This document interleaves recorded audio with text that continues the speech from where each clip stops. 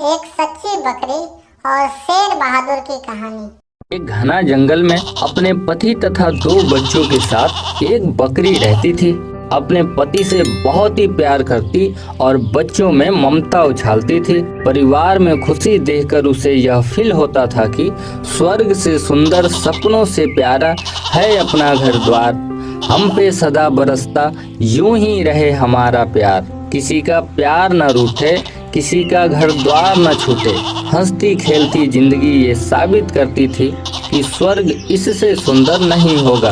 परंतु राम की लीला राम ही जाने। एक दिन बकरी अकेले हरा घास खोजते खोजते अनजाने में जंगल के शेर बहादुर के पास पहुंच गई।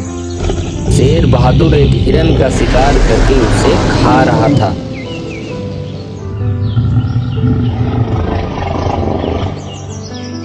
तभी उसने बकरी को भी देख लिया।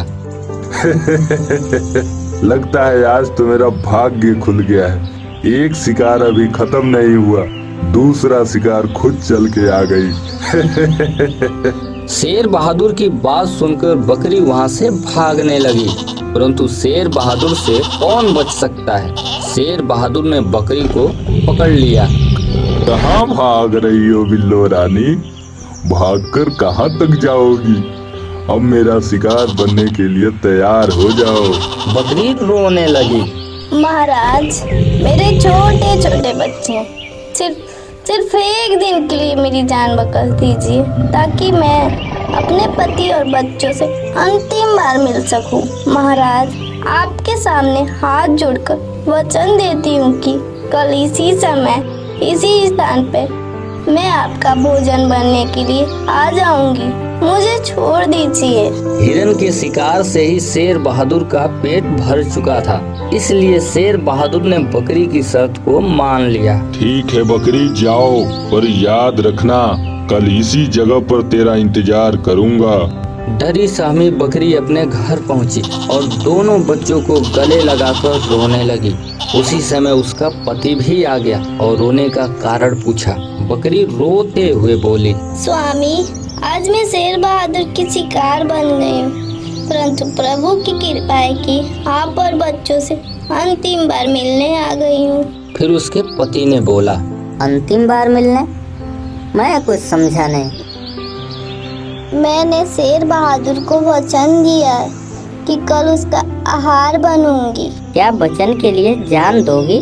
हाँ स्वामी, वचन के आगे जान की कोई कीमत नहीं है। आपको पता होगा कि वचन के सत्य साबित करने के लिए सत्यवादी राजा हरिचंद्र भरी बाजार में अपने पुत्र तथा पत्नी को बेचकर खुद काशी जाकर एक डोम के हाथों बिक गए। शेर बहादुर हमारे ऊपर विश्वास किया है। मैं विश्वासघात नहीं कर सकती। मैं आपसे प्रार्थना करती हूँ, वहाँ जाने से मुझे मत रोकिएगा।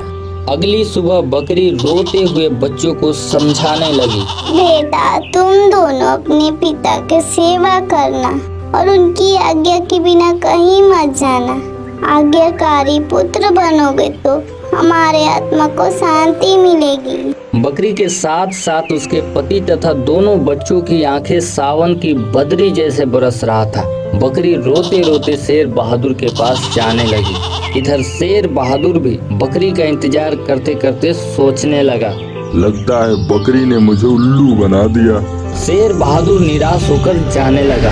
तभी अचानक शेर बहादुर बकरी को आते हुए देखा।